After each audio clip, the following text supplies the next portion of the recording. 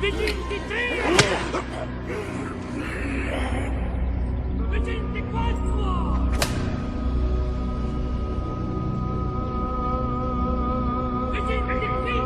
25! 26! 27!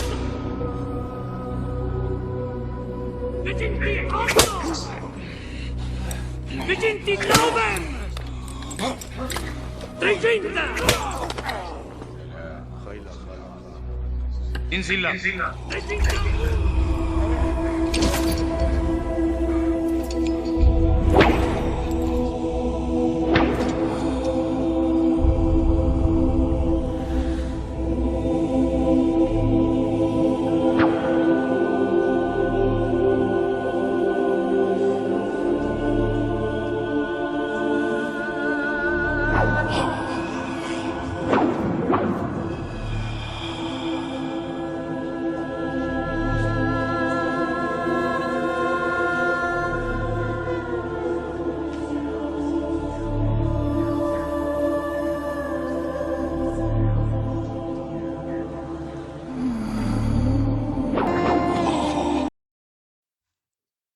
Welcome back to Catholic Reboot. Now, why did I open up with this scene of the scourging of Christ for this episode of Pray for Good Holy Priests?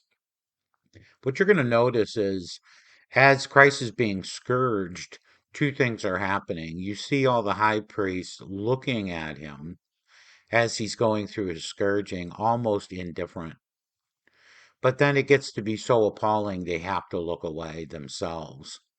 The other thing is you'll notice that the devil is moving through the crowd, looking at Christ being scourged, and then at the very end, you see what is almost like a baby demon or a child antichrist looking and smiling at the suffering of Christ as Christ leans over and exhales in his scourging, right? Now, what does that have to do with a good holy priest? Well, what Christ suffered was both white and red martyrdom. He preached, and then he was accused incorrectly, uh, which is his white martyrdom. He was rebuked, which is a white martyrdom, and then he suffered his passion and death, which is a red martyrdom, right? What our priests today have to do, all right, is they have to at least preach. And they have to at least preach to the truth without fear of how it's going to be received. They have to preach the deposits of the faith truly. And if it should lead to their white martyrdom, which it has for many priests today, they've been silenced, they've been thrown out, then that's what they need to do. If it leads to red martyrdom, like the early popes and saints of our church that went to their death over the deposits of faith, that's what they need to do. What we have today is we have such an easy life that nobody wants to be inconvenienced. It all has to be easy. We become soft in our faith. And I hate to say this, but our priests have become very soft. They become very amiable to our current culture. And we're seeing it all the way up to the Holy See. We're seeing the religious bending to the will of the culture. And you can just imagine the devil walking by smiling at the cowardice that's going on within our church and the cowardice that's occurring by many of our religious. So, not to blast the priest, but recently a good friend of mine was talking about how he's just losing the faith, and for various reasons. And you're hearing this a lot today. They're pointing to all the pedophilia and sexual scandals within the church, especially around the priesthood, going all the way up to archbishop and cardinal levels, and the lack of any kind of spiritual guidance that's coming from the pulpit, and so forth and so on. Okay. I think that's just way too easy. And I did another episode on the deposits of faith. I think what we as Catholics have to understand first and foremost is um, what is it that we're doing to contribute to good holy priests? Okay. It's almost as if we think there's this magic formula that produces a good holy Catholic priest. Yet we don't pray for them. We don't look within our own families to encourage the priesthood, or for that matter, encourage the women to become religious. We tend to just think that Christ is going to miraculously raise up these good holy priests and then all will be okay. Now, in reality, Christ usually does, or he stirs up the souls of good mothers and fathers to raise their kids in the faith, and then accordingly, uh, presto, we now have a good priest or a good nun in the family, right? So I think we need to back up a little bit. We need to get out of this mode of negativism and start realizing we've got a big part to play in this. All right. We as Catholics have to be the ones that are going to step up and do all we can to encourage and support. We also have to let uh, priests know what we do not expect out of them. Okay. So I remember growing up, I was fortunate there was just a lot of good holy priests. They were men's men, so to speak. Okay. It does trouble me to hear that certain priests that I may have known that were accused. Again, I never saw it. I'm not saying it isn't true. I just have a real suspicion that there are quite a few cases that are not supported, and it's a great way for lawyers to make money, especially with the church taking the zero tolerance level. They're just caving in and paying off these cases just to get them out of the way. But let's say that half are correct. All right.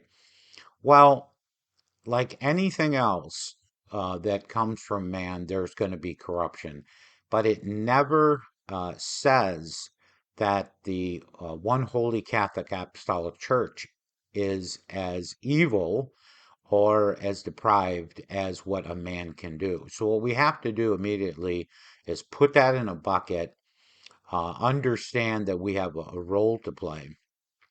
However, I think there's a bigger problem, and you would say, how could there be any bigger problem? Well, there is. I think there's this tendency for priests today to be what I call the happy slappy priests. You know, everything's laughing and joking. Nothing's really serious. They seem to be working a job instead of vocation. You don't really hear a lot of great sermons coming out because a lot of the priests are afraid to say anything from the pulpit because someone may call the bishop and say, I was offended by what this priest had to say. So, accordingly, priests are learning to be happy, slappy, dummy priests. All right. Instead of being those fires that stir up the soul of the faithful, they're just kind of providing a service, right? Additionally, what you're seeing is those priests that do have the courage are being taken out of their parishes and silenced. And I know quite a few that this has happened to. I think they're living the higher order because if they're silenced, they're suffering a white martyrdom for Christ. They already are getting their reward. I think anytime we hear a priest was removed because he defended the rights of birth, right? Uh, or the sanctity of birth, or if he spoke out against a politician that was a Catholic that was not living up to the Catholic standards, or a priest that was reminding parents of the responsibilities to be guardians over their children, this is what a priest is supposed to do, right? So I'm going to keep this episode short, and say, I'm going to provide prayers for priests. And I'll put them on a placard. You could pick any one you want, but I think every day you should pray for good holy priests. Okay? Kind of priests we don't want. We don't want these hip priests that are on these podcasts or these radio shows that are trying to be cool. We don't need cool priests. Okay, we need spiritual priests. We don't need priests that try to lessen the significance of sin and start to blend into this current culture. We need priests that are going to go against this current culture. We don't need priests that will not lead us to sanctification. We don't need priests that don't have the time for spiritual guidance. We don't need priests that are more concerned with their room, board, meals, and health care. We need priests like St. John Vianney. We need priests that from the moment they wake up in the morning, they're saying their divine office and they're sitting in front of the Blessed Sacrament looking for guidance on how to save our souls. In short, what we don't need is we don't need Vatican II priests. We need traditional Catholic priests, good holy priests, and we have to pray very hard to Christ to help raise up these priests. As parents, we have to start encouraging our sons and daughters to be part of the religious. Otherwise, where do we think they're going to come from if not from our own families? All right. So, for those that want to say, I'm done, I'm tired of all the scandals that are going on with the church, I'm tired of the lack of spiritual leadership, you have to remember that you, as the laity, are the grassroots of the Catholic Church. You want to put an end to this, you need to get active. If you want to put an end to this, you need to now start uh, providing devotions.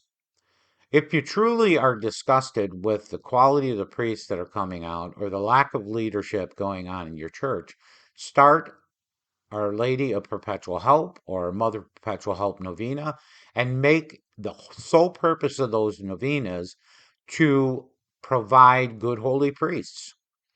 And then try to get behind a young man and try to help that person find a way to finance them through the seminary, right? So that it's that much easier because what they're doing is they're giving up their life for Christ and for us.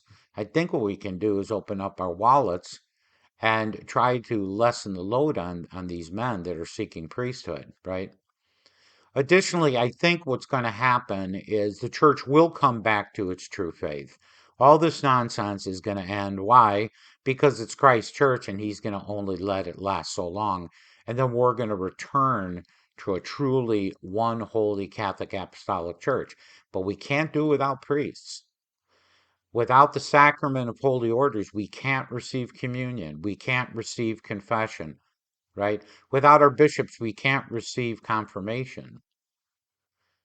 We can't receive these near and dear sacraments or sacraments of marriage, right? Extreme unction. Where are we going to be without our priests?